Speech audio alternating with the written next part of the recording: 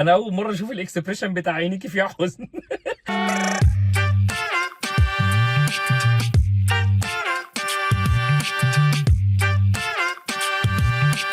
اهلا وسهلا بكم في الحلقه الاولى من سلسله الاتنين المتين، ومحدش يسالني يعني ايه او ليه او اي حاجه، انا بس افتكستها كده. واحد اتنين استوديو الاتنين. يعني حسيت ان هلا بالخميس كحلقه واحده في الاسبوع مش كفايه، ونزلت ريل امبارح اللي هو بكل صراحه النهارده يعني وانا بصور، بس انتوا عشان هتشوفوا الحلقه بكره، فنزلت ريل امبارح في كل حته في السوشيال ميديا وقلت لكم يا جماعه انا بعلن اعلان جديد ان نظرا للظروف الجاريه في الدوري المصري هنعمل سلسله الاثنين المتين، ودي هتبقى كوبي من هلا بالخميس او يعني نفس الفكره بتاعت هلا بالخميس، بس احنا هنسميها باسم مختلف ونعمل اجواء مختلفه، ويعني هنعيش مع بعض. يعني انتوا عارفين ايه ربنا دي من الاونطه. انا قال يعني بعمل لكم سلسله جديده وانتوا تقولوا لي الله ايه ده مش ممكن، ويعني ايه عديها واخد بالك. يا دين النبي ايه الحلاوه دي؟ المهم ان ما ينفعش نبتدي السلسله الجديده الا لما نبتدي بالسيد الفاضل رئيس هيئه المضانيق المضناق الاكبر كابتن رضا عبد العال. وبما اننا بنبتدي سلسله جديده وهنبتدي من السيد الفاضل رئيس هيئه المضانيق، فقررنا نحن وسام سالم عبد القوي ان احنا هنعيد هيئه المضانيق او هنعيد تشكيل هيئه المضانيق. في بعض المناصب محتاجه تتظبط ومحتاجه تتروق ومحتاجين نضم اعضاء جدد، واحتمال نرجع للحاجات بتاعت زمان اللي هي كانت من سنتين دي في البدايات ايام ما كنا بنعمل انتخابات هيئه المضانيق. لو عايزين ناس معينه تنضم لهيئه المضانيق سيبوا لي الاسامي في الكومنتس ونشوف. ممكن بفكر اعمل الانتخابات تاني، انا عادي ممكن اعمل اي حاجه محدش عارف. الله يعينكم والله. المهم خلونا قبل ما نتكلم على السيد الفاضل رئيس هيئه المضانيق، لان كان عنده مشاكل نفسيه كبيره مع امام عاشور وهوريكم شويه حاجات، ومع الكابتن عماد النحاس وبرضه هوريكم شويه حاجات. بس قبل ما نخش في القصه دي في عندنا كلمتين مهمين، فنرجع عشان ما ننساش، مش عشان بنعمل حاجه جديده وبنهزر وبتاع ننسى الحاجات المهمه وننسى الكلمتين المهمين. فنقول تاني وتالت ورابع يا جماعه لو سمحتوا ما تنسوش، ما تيأسوش، ما تبطلوش وما تزهقوش. ما هو يعني ما تبطلوش وما تتعودوش وما تزهقوش. ما تزهقوش من ان احنا لسه بنحاول لحد دلوقتي نفكر بعض ان يا جماعه المقاطعه، يا جماعه اتكلموا على اخواتكم في غزه او اخواتكم في فلسطين. طبعا فلسطين كلها الموضوع سيء، ولكن الوضع في غزه مأساوي بكل ما تحمل الكلمه من معاني. فتاني وتالت ورابع يا جماعه محتاجين نتكلم على اخواتكم في فلسطين. يا جماعه لو سمحتوا محتاجين نركز معاهم ونبتدي ننشر اخبارهم ونتكلم عليهم، لعل وعسى لعل وعسى اي حاجه ممكن تحصل في اي وقت. احنا بنحاول نعمل الدور اللي علينا اللي هو ولا حاجه، انت بتدعي لهم، لو عندك القدره هتدعمهم ماديا، هتقعد تعمل لايك وشير وكومنت لحد بيتكلم عن فلسطين، ولا انت هتكتب بوست عن فلسطين او تعمل فيديو عن فلسطين. يعني ده اتفه الحاجات اللي الواحد ممكن يدعم بيها حاجه زي كده، وان شاء الله ان شاء الله هنعيش ونشوف اخواتنا منتصرين والخريطه كلها مكتوب فيها فلسطين. طبعا بما ان احنا سلسله جديده والاثنين المتين وانا بحاول اعملها زي هلا بالخميس، فممكن الفيديو يكون طويل شويه عن الفيديوهات اللي بقى لها كام يوم، لان انا بقى لي حبه مقصر مش هكدب يعني. فانا راجع اظبط لكم الدنيا تاني، وخلونا واحده واحده كده نسمع السيد الفاضل رئيس هيئه المضانيق بعد ما الاهلي كسب في البلس 90 على البنك الاهلي بالهدف القاتل لوسام ابو علي. كل ما هو وسام جميل احنا متفقين يعني. فخلينا نشوف السيد الفاضل كان طالع على اليوتيوب بيقول ايه. اتفضل. دوري ياسر ابراهيم والاشياء الاخرى.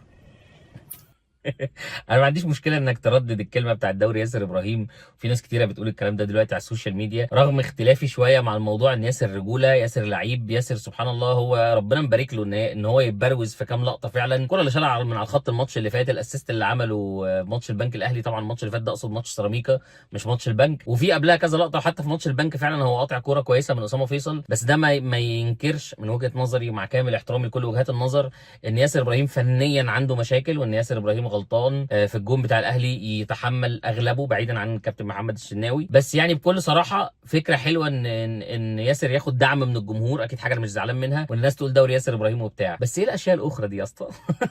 انت هتبتدي تصيح من اول المقدمه، يعني من اول كلمتين كده بسم الله الرحمن الرحيم دوري ياسر ابراهيم والاشياء الاخرى، عشان مش هينفع اقول دوري ياسر ابراهيم بس واسكت. حلو انا بستمتع بالصياح. اتفضل.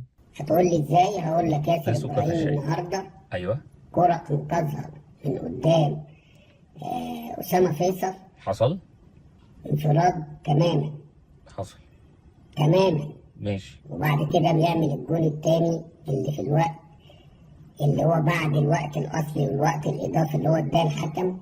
ايوه. تعالى في الدقيقه 45 ثانيه هو اللي بيعمل الجول في الدقيقه 45 ثانيه. ايوه. والماتش اللي فات شايل كرة من على الخط، والماتش بتاع بتروجيت شايل كرة من على الخط. يعني لو تعادل وتعادل كان خلاص الدوري راح، والنهارده تعادل يبقى 6 بونت، يبقى عليه العوض. طيب يعني انا بصراحه مش جايب الحته دي عشان اتناقش في موضوع ياسر ابراهيم خالص، ومش هخش في الديبيت ده دلوقتي، لان حاجه حلوه ان لعيب عندي وانا في المرحله دي من حسم الدوري بياخد دعم جمهور وبتاع، فخلاص الموضوع خليه يعدي وبعد كده نتناقش. بس انا جايب الحته دي عشان اوريكم حاجه مهمه قوي. اولا بعيدا عن ان صوت الكابتن احمد شوبير، ياه صوتك كله حزن يا سيد يا مطبق. حزين حزين بجد، تحسه قلبه بيتقطع اللي هو دوري ياسر ابراهيم. مالك يا عمرو؟ لابس كت ليه يا ابني؟ بس يعني سيبنا من الحته دي عشان هتشوفها قدام. انا كنت عايز اوريكم انه قعد حوالي 40 ثانيه تقريبا 35 ثانيه بيمجد في ياسر ابراهيم، وانا مش هختلف في النقطه دي. بس لما بيجي الموضوع عند امام عاشور، هو طبعا مش هيقدر يقول على الجون بتاع امبارح ده جون عادي، فهيعمل ايه؟ تعال نشوف. جون امام عاشور النهارده احلى ما في المباراه. جدع جدع. ده جون ما بتشوفوش الا في الدوريات الاوروبيه بصراحه، يعني جون جامد جدا جدا جدا. حصل. طارق مصطفى. لا طارق مصطفى ايه بس كده، خلاص انت خلصت. نخش في الموضوع على طول، نخش في الموضوع. بصوا يا جماعه، يعني الجون بتاع امام عاشور هو جون حلو، جون ما بتشوفوش غير في الدوريات الاوروبيه، جون كويس جدا جدا. طارق مصطفى لان عندنا مواضيع تانية هنتكلم فيها، لان موضوع جون امام مش موضوعنا. ايه يا اسطى الحركات دي؟ بطل. خليك سالك بقى شويه من جوه بقى. الصفرة احلى مسا عليك يا الصفرة يا اللي شاغله بالك بيه. حميها كده الحته دي يعني من جوه، حمي قلبك كده وحمي نفسك وخلي الدنيا طيبه وخلي قلبك ابيض. ما تقعدش تشيل اللي هو والله لو حد كلمني هقول انا طلعت اتكلمت على جون امام عاشور لان انا راجل حقاني، قلت ان هو جون حلو، جون ما يجيش غير الدوريات الاوروبيه. بس مش نتكلم بقى ان ازاي لعيب بسم الله ما شاء الله بسم الله ما شاء الله ربنا يحميه عنده الامكانيات دي ما بينضمش لمنتخب مصر، مش يعني ده لو ما لعبش اساسي في منتخب مصر فده بالنسبه لي الحاد كروي. فاحنا مش بس نتكلم في حاجه زي كده، او حتى نتكلم في ان مش منطقي اكيد ان الراجل ده يبقى مستبعد، وان يا كابتن حسام والخلافات الشخصيه وان اللعيب دلوقتي هداف دوري بالمشاركه طبعا مع المهاجم اسامه فيصل، فاحنا المفروض نتكلم في حاجه زي كده وندي للراجل ده حقه. لا احنا هنقول كلمتين كده ونقول وطارق مصطفى. طب قول ماله طارق مصطفى؟ قول. طارق مصطفى صعبان عليا جدا لان انتوا بتضيعوا مجهود مدرب محترم. يا حرام والله العظيم يا حرام. منظومه بتضيع مجهود مدربين محترمين بيلعبوا كوره محترمه، ولكن ليه؟ الاشياء الاخرى لها دور كبير في افشال المدربين. يعني ممكن طارق مصطفى بعد ماتش النهارده ممكن يمشي. منطقي طبيعي. منطقي طبيعي عادي جدا عادي جدا على فكره، منطقيه جدا. يعني انا مثلا لو رئيس نادي ونادي ما كانش مصنف انه يبقى اصلا من التوب 9، انه لو دخل في التوب 9 ده يبقى ده انجاز، او في التسعه اللي هم بينافسوا على بطوله الدوري ده في حد ذاته يعتبر انجاز كويس لنادي البنك. فالراجل في صراع شرس على المربع الذهبي، هيروح بنادي البنك لاول مره يشارك في دوري كنت اقول دوري ابطال افريقيا، معلش اصل انا مش متعود على الكونفدراليه بتاعت الجرابيع دي. يا حبيبي يا ابني تعمل ملح في عيني يا بابا. فهيروح يشارك في دوري الكونفدراليه او في بطوله الكونفدراليه، ودي حاجه طبعا انجاز كبير للانديه الصغيره اللي زي البنك الاهلي، فدي حاجه كويسه وعامل انجاز. وكسبان الاسيوطي اللي هو بينافس على الدوري، ماتش الاهلي الراجل متعادل 1-1 لحد اخر فسوه. فطبيعي ان انا اصحى من النوم الصبح اقول يا ترى المشكله عندي فين؟ اكيد لازم اقيل المدرب ده، اكيد منطقيه. قلت لك كلامك كله ما شاء الله حكم. بس انا شايفك شبطان في حته الحاجات الاخرى، مش ناوي تقول لي ايه الحاجات الاخرى دي؟ قول يا راجل ما تتكسفش، قول عايز تقول ايه، سيبك مش لازم الحاجات الاخرى. ها اتفضل خد راحتك. ولكن ايوه ياسر ابراهيم والاشياء الاخرى هم اللي مخليني الاهلي. قول لنا ايه هي الاشياء الاخرى طيب؟ الناس هتقول لي في ضربتين جزاء، اقول لك ما انتوا هو في اكتر من 5 دقايق ويدي 45 6، ما تدي 6 دقايق ورايح دماغك. مش عارف انا ايه البجاحه دي. انا عمري ما شفت نادي بياخد 5 دقايق وقت بدل ضايع وفي نفس الوقت عايز ضربات جزاء. شفتوها امتى دي في الكوره؟ يعني طول عمرها معروف بتاخد ضربات جزاء ما تاخدش وقت ضايع، تاخد وقت ضايع ما تاخدش ضربات جزاء، هي كده. حتى ممكن قبل الماتش مع القرعه دي بيبقى في قرعه عشان تلعب في انهي ناحيه، لا مؤاخذه يعني في اللفظ، تلعب في النص ده ولا نص الملعب ده ولا نص الملعب ده او نص الملعب ده، يعني ايا كان. وممكن نعمل قرعه ثانيه اللي هو تحب احكم لك بالعدل ولا تاخد وقت بدل ضايع؟ يعني انت تختار ايه عشان بس السيد الفضل سيد المضانيق يطلع على اليوتيوب زعلان؟ يا اخي ده كلام يرضيك. كمل ده انت الاشياء الاخرى ملهلبه خالص. بس انا مش هتكلم معاك في صحه ضربتين الجزاء، انا هتكلم معاك في فكره ان انت شايف ضربتين جزاء عادي بتحصل. اتفضل يا حبيبي اتفضل. فين الضربتين جزاء؟ طب بتاعت سيد نيمار ما ضربة مالها جزاء. بتاعت سيد نيمار؟ وما هنش على الراجل يجيبها ويوريها لنا. ايه ده؟ جابها لنا من الجنب، يعني بيجيبها من الجنب عادي يعني. يا جماعه هو حد شاف الراجل وهو بيوريها لنا؟ طب ما توريها لنا انت يا كابتن رضا. يعني انا شايف انك راجل محلل قد الدنيا، ممكن انت تيجي في الفيديو اللي انت بتعمله بعد الماتش ده او بعد الماتشات عموما يعني وتوريها لنا. انا مش شايف ان فيها مشكله، وسواء هتوريها لنا عادي هتوريها لنا من الجنب، يعني اي زاويه بس نقدر نحكم، يعني نقدر نحكم هل الكره ضربه جزاء ولا مش ضربه جزاء. انا مش شايف ان فيها مشكله، يعني مش عايزك تاخد المواضيع دي على صدرك. اي حد انت حاسس ان هو مقصر كمصور كمخرج كاي حاجه، انت خلص واطلع على اليوتيوب ووريها لنا على طول، وانا اوعدك ان انت لو هتوريها لنا انا هكون من اول المتابعين، اشوف بقى اللقطات اللي انت هتجيبها دي واقدر احكم هل فعلا هي ضربه جزاء ولا لا، ولو في اوف سايد نجيب ورقه ونحطها على الشاشه ونعمل الحاجات العبيطه اللي انت بتحبها دي، ما عنديش اي مشكله خالص. شوف انت عايز ايه وانا معاك. بس انا عايزك تسيبك من القصه دي وتكلمني فنيا، انت راجل مدير فني قد الدنيا، كلمني كده فنيا او اتكلم في الاشياء الاخرى يعني عادي. انا ممكن الاشياء الاخرى خد بالك ممكن نرد عليك، يعني مثلا ممكن اجيب لك سكرين شوت زي دي بعيد عن 45 ثانيه انت بتتكلم فيها واوريك ان في الثانيه 38 كان وسام قالع وبيجري وبيحتفل وخلاص وتمام، مع انه هيجيب الجون بعدها ب7 ثواني، ولكن سبحانه كان عارف. برضه بعيدا عن انه انا بسكرول على السوشيال ميديا لقيت احد الساده الافاضل سكان كوكب بليله الشقيق عامل فوتوشوب بالصوره، تعب نفسه قوي عشان يجيب لك ان الجون بتاع وسام في الدقيقه 96 ونص، فكده وسام جاب الجون بعد ما احتفل بدقيقه. برضه سبحانه يعني انت بتتعامل مع النادي الجميل اللي رايح يعيط ويقول شيلوا اعلان اتصالات بقى، ما ينفعش كده. جايبين واحد مجنون لابس ابيض، ده اكيد انا. ابنك مجنون يا حاج وانا اللي عارف ده كويس. بس يعني مش موضوعنا موضوع اعلان اتصالات ده، مش موضوعنا الموضوع ده خالص. خلونا نركز مع السيد الفاضل رئيس هيئه المضانيق لو سمحت. فالسيد الفاضل رئيس هيئه المضانيق كراجل يعني فني، كراجل بيفهم، طالع يقول كلام زي كده بدل ما يقول للناس ان يا جماعه العادي ان الحكم بيطلب وقت بدل ضايع وليكن 5 دقائق زي الحاله بتاعت الماتش، لو في وقت بدل ضاع في الوقت ده فالحكم من حقه ان هو يمده، غير ان لو مفيش وقت وفي هجمه واعده الحكم بيسيب الماتش يكمل الهجمه وبعدين يصفر زي ما بنشوف في اي حته. في اي حته الا مع الاشكال دي يطلع لك 10 ثواني زياده للاهلي جاب جون، 30 ثانيه زياده للاهلي جاب جون. اصل هو الحكام ما بتصفرش الا لما الاهلي يجيب جون، والله العظيم حرام كده. طيب يا ابني يا حبيبي ده اول 40 50 ثانيه في الوقت بدل الضايع ما لعبناهمش، ده في النص كان في حاله الحكم وقف الماتش عشان الفار بيراجع اللي هي الكوره بتاعت حسين الشحات اللي انا شايفها مش بيلين فعلا، بس الحكم وقف عشان الفار بيراجع وبعدين رجع قال لك العب. ما كل ده وقت بدل ضايع، المفروض ان هو يزوده في الاخر. بس يعني اقول لك حاجه معلش، كمل انا عايزك انت تخش في الفنيات وفي الحاجات اللي انت بتفهم فيها وتألق بقى، احكي لنا عن الماتش فنيا والحاجات اللي انت بتفهم فيها، اتفضل. عادي يقول لك لا اصل احنا مش عارف ايه وايه، ومش طارق مصطفى بس، ده كل المدربين المحترمين يعني كل المدربين بقى بيتظلموا بقى. ايوه النادي الاهلي ممكن عشان الغلطات بتاعت الاشياء الاخرى دي ممكن تمشي عادي.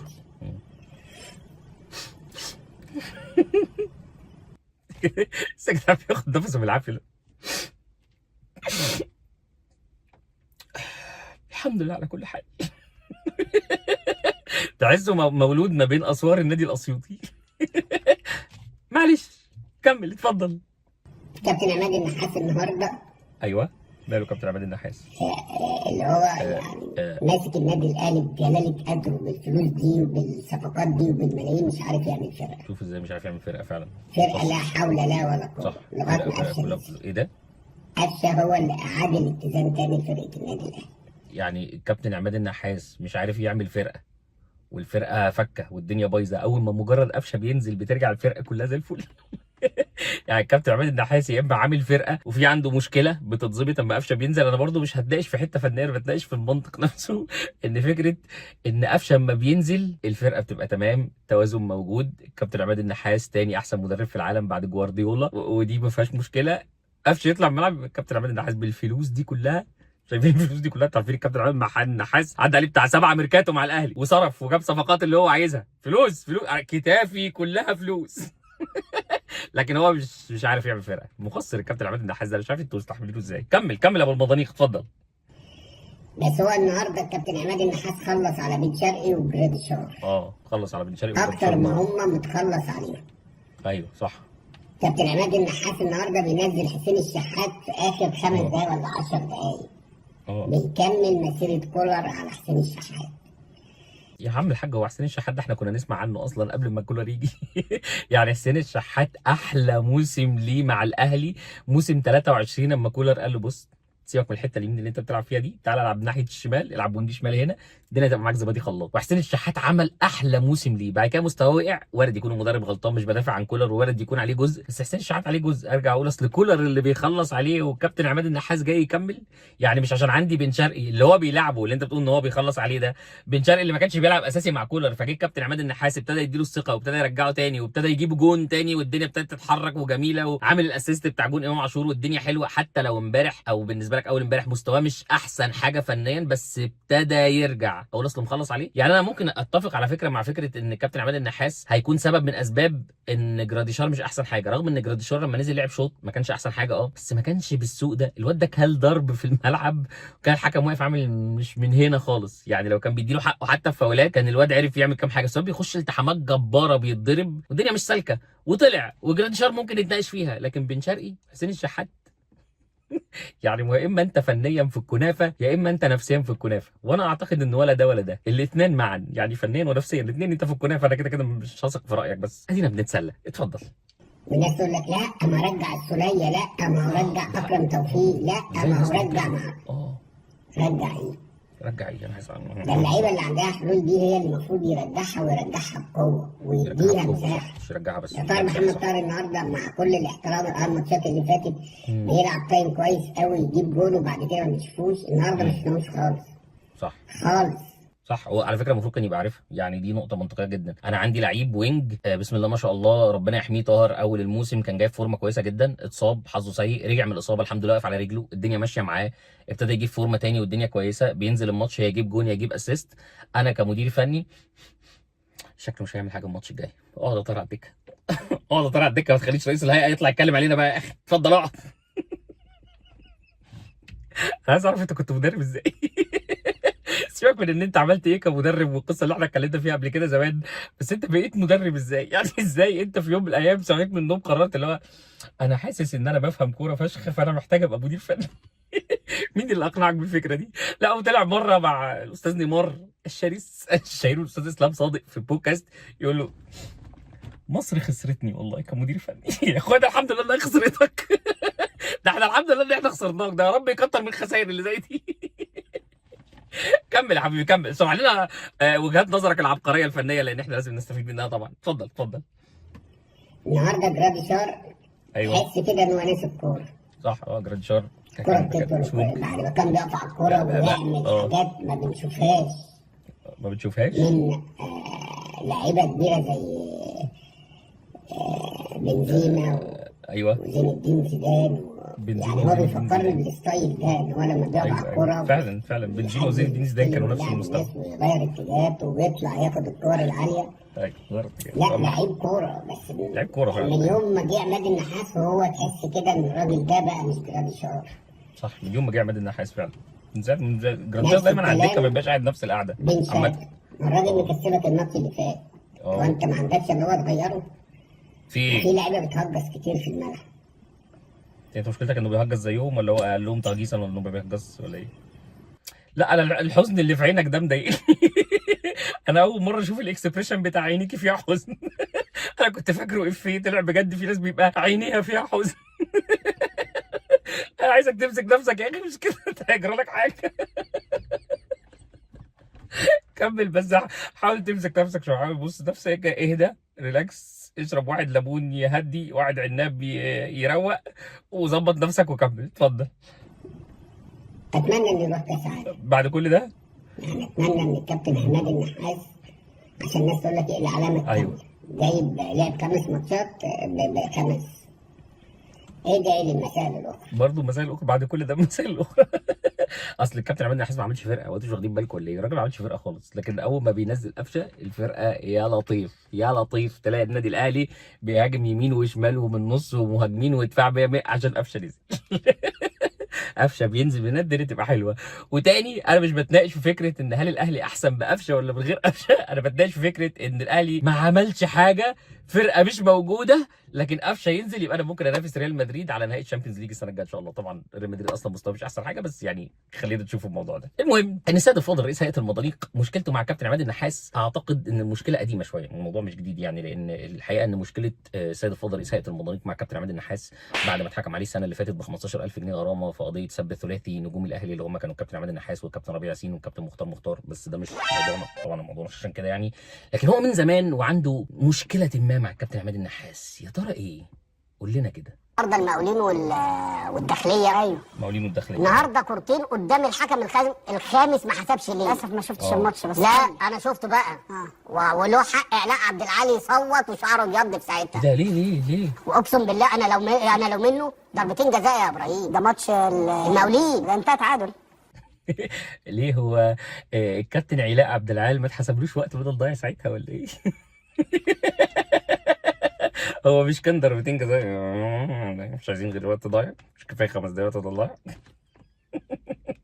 دلوقتي بقى عشان بيلاعب الكابتن عماد النحاس ضربتين جزاء يا عم، ايه ده؟ انا لو منه اتجنن. الله. مين؟ استك ولا؟ كمل مش عشان ها عادي بتحصل، كمل اتفضل. ما انتهى تعادل بعد 2-0. حرام. وهنا بقى اين عماد النحاس اللي انتوا كنتوا قعدتوا تقولوا وانت تجيب لي على السبوره احسن مدرب السنه دي عماد النحاس. طب فرقتك كسبانه 2-0 وراكب الجيم الشوط الاولاني. صدفه. ايه اللي حصل الشوط الثاني؟ يا كابتن رضا ايه اللي كابتن رضا ده كان واقف لايص على الخط. يا كابتن رضا ده اي مدير فني في الدنيا ممكن يبقى في ماتش من الماتشات مثلا مع الاهلي مع الزمالك. وايه المشكله؟ لا يا حبيبي طب انت مش بتتكلم على رامون دياز ومعاه كتيبه لعيبه ينزل يتعادل من مصر؟ طب ما انا بقول لك اهو لازم تيجي تقول لي لازم يتجازى. لا لازم يتخصم له، معلش. كويس جدا. لا ده كويس جدا. بص خلينا بس طبعا نتكلم بموارد لا ما هو اهم حاجه علاء الموارد الله. نبيل لما كان ماسك الفرقه دي جايبهم من الدرجه الثانيه والدرجه الثالثه. امين. وعقبال ما اللعيبه بدات تاخد الاحساس بتاع الدوري الممتاز قالوا له لا شكرا وجابوا عماد النحاس. يا اخوانا اللعيبه عشان تاخد احساس بالدوري الممتاز، اصل انتوا ما لعبتوش كوره. عارف انت لو لبست شورت في يوم من الايام كان زمانك بتفهم. ده الكلام دايما اللي بيتقال، يقول لك انت لبست شورت حتى في يوم من الايام. يعني انت لو بتفهم ولبست شورت كنت فهمت ان اللعيبه لما بتخش الدوري الممتاز بتحتاج تاخد وقت كده عشان تبتدي تحس انها في الدوري الممتاز. لكن الكابتن علاء نبيل كانت نتائجه وحشه، يا ساتر يا رب. ده انا كابتن علاء نبيل ده انا وهو جديد. نفادي ايه؟ انت بطلت تروح جلسات الكهرباء بتاعت المخ والاعصاب؟ كابتن عماد النحاس اللي بتقولي لي احسن مدير فني ليه؟ ان شاء الله ليه؟ ده كان واقف لايص على الخط. كابتن عماد النحاس عامل لك حاجه احنا في يوم من الايام هنعرفها، خد بالك. هتنتشر والناس كلها هتعرف عمل ايه، محدش عارف، انا عن نفسي ما اعرفش. اتفضل كمل. دي خد وش الايه؟ ايوه خد وشي القفص. ايوه عشان كده كسب 6 ماتشات وما كانش لسه يناير جه. يعني ما قلناش مثلا يناير جه والراجل جاب تدعيمات. عايز تقول ايه؟ لا عايز اقول لك ان هي بتبقى ماشيه بالبركه. مع عماد النحاس مع التخين يا جدع. هو عماد النحاس يعني انزل. طب لما هي ماشيه بالبركه انت عايز ايه؟ يعني هنفترض ان هي العمليه لا فنيات ولا حاجه، وانها زي على راي الكابتن ايمن ستيلا الكوره 10% فنيات والباقي كرفس تقريبا. فيعني لو هي ماشيه بالبركه مش بالفنيات انت زعلان ليه؟ ما يمكن الدنيا ربنا مبارك له وهي ماشيه معاه بالبركه، انت زعلان ليه؟ مش هي ماشيه ماشيه بالبركه معاك كل يا جدع. ولا انت متضايق ليه؟ ولا انت عشان كنت قاعد على طول من غير نادي؟ ولا المشكله فين؟ بس قول لي. كمل اتفضل. ايوه النهارده كان لايص وفي ماتش الزمالك عمل تغييره وحياه ربنا. أيوة. لو الاستاذ محمد عادل لو كان صحي ساعتها كان لازم أيوة. هيمشيه. صح عشان تغييره. انا اللي هو متفق لما معاك. شد الراجل اللي هو بيروح له على الجون، اللي هو انا مش فاكر اسمه، فهو الراجل اللي كان بيروح على الجون ده حد يقول لي كان اسمه يا ايه؟ جوارديولا يغلط. اي مدير فني في الدنيا ممكن ما يبقاش حبيبي موفق، ماشي. بس معناه ان هو من احسن حاجه وبالنتائج دي كلها قام جايب مش النتائج عنده فرقه. لا يا حبيبي أيوة. كان عنده فرقه لو صبروا مع علاء نبيل انا بقول لك الدور الثاني كان هيبقوا في المربع الذهبي. صح. لان انا عارف شخصيه علاء نبيل وعارف امكانيات علاء نبيل. انا اثق كل الثقه في الكابتن علاء نبيل بكل صراحه، يعني مع كامل احترامي للكابتن علاء نبيل لان الموضوع ملوش اي علاقه بالكابتن علاء نبيل. بس انت خدت بالك انه في اول الفيديو قال لك ما كانش عامل حاجه، ما كانش جاب تدعيمات اصلا، كسب 6 ماتشات ورا بعض. سبحان الله يا اخي. وبعد كده ما تقوليش يعني هيكون عمل ايه، يعني ما كانش جاب مثلا صفقات ولا حاجه، لو كان جاب صفقات كنا قلنا ماشي. يعني انت عايز ايه؟ يعني هو لو كسب من غير صفقات يبقى وحش، ولو جاب صفقات وكسب يبقى برضه ما عملش حاجه؟ طب الراجل المدير الفني ده امتى هيحسب له انه بيعمل حاجه؟ لما بيكسب هنا وبيكسب هنا، الموضوع ملوش حل. بالمناسبه الموسم اللي بيتكلم عليه السيد الفاضل رئيس هيئه المضانيق المضناق الاكبر الكابتن رضا عبد العال، ده الموسم اللي كان كابتن عماد النحاس خد المقاولين بعد ما صعد وهو في مراكز المنافسه على الهبوط، طلع بيه للمركز الخامس في الدوري. يعني ساعتها كان هو الخامس في الدوري والتاني كان معترض لانه كان شايف ان الكابتن علاء نبيل صديقه احق بكتير. وده طبعا وجهه نظر فنيه منطقيه ملهاش علاقه بالشخصنه، ملهاش علاقه باي حاجه. راجل يستحق التواجد على الشاشات زي ما احنا شايفين دلوقتي والمساحات اللي هو بياخدها، لانه مش راجل بتاع نفسيات ولا حاجه. يعني اظن انا عمال اثبت لكم اول فيديو، مش عايزين نظلم الراجل بقى، هنفتري عليه ولا ايه؟ بس معلش سيبك من الكابتن عماد النحاس خالص، مش موضوعنا. موضوعنا مشكلتك النفسيه مع الكابتن عماد النحاس دي من زمان. كان في حته كده في اخر الفيديو مش قادر اعديها، في اخر اللايف بتاعك بتاع امبارح، فاتفضل. ده انت صوتك حزين قوي يا سيد يا مضناق. يبقى عندي تالت او رابع مره في الفيديو. قدر الله ما شاء فعل، الاهلي كسب.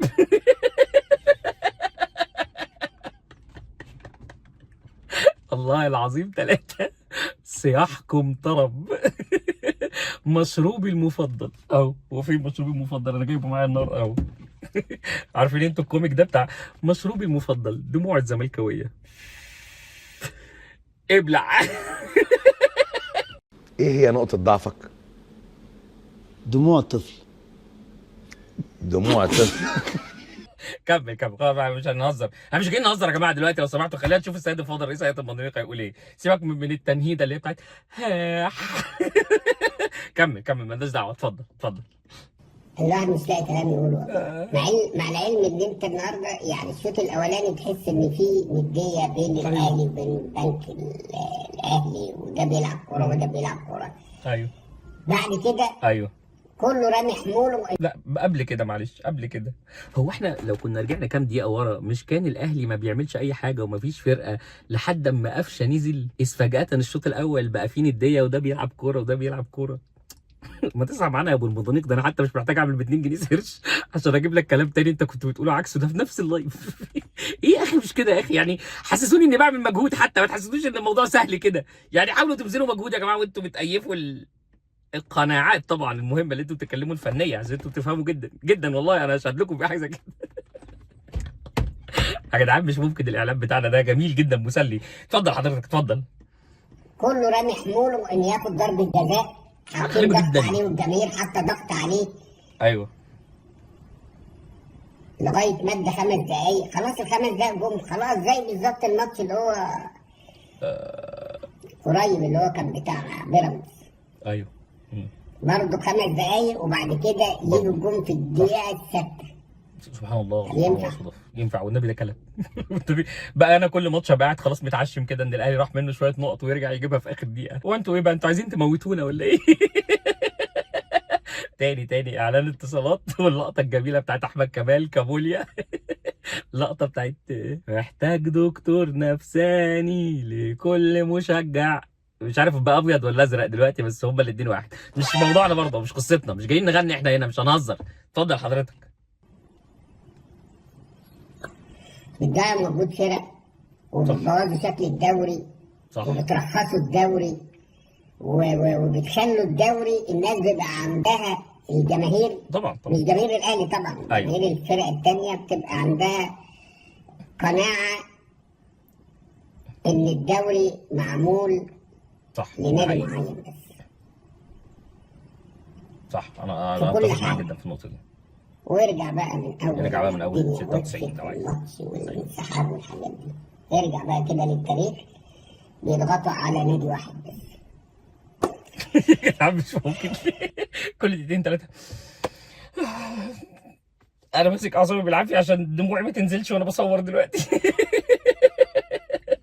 السيد الفاضل رئيس هيئه المضانيق بدل ما يقوم بدوره المفروض كلاعب كوره سابق وراجل اعلامي، المفروض يطلع يوضح للجماهير ان يا جماعه عادي جدا ان دي شخصيه النادي الاهلي انه بيكسب في البلس 90، مش معنى ان الاهلي كان واقع شويه ونسيتوها فنحب نفكركم وان الاهلي يكسب بعد 20 30 ثانيه ولا حتى بعد دقيقه بعد ما الماتش بيكون خلص عادي، لان انت لو بصيت هتشوف حالات كان فيها الزمالك بيلحق يتعادل او بيلحق يجيب جون يكسب بعد الوقت الضايع ما بيخلص، ومحدش كان بيطلع يصيح ولا بيطلع يتكلم سواء حقك او مش حقك عامه في الحالتين، لان الطبيعي في الكوره ان الحكم ما بيصفرش عند الثانيه بالظبط.